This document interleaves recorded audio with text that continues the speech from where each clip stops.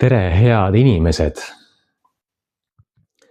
Ma tean, mida tähendab tunda, et su sees põleb tuli, aga maailm väljas tundub justkui paigal seisvat. Sa tead, et oled muutumas, aga vahel on see tee üksildane ja raske. Sellepärast pakun nüüd üks ühele ruumi neile, kes tahavad minna edasi. Mitte lihtsalt rääkida, vaid päriselt muutuda. Olgu see taastumine, loominguline läbimurre või soov taas kontakti saada oma tõelise väega.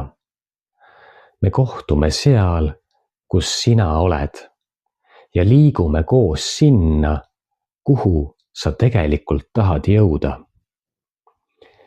See ei ole coaching ega teraapia.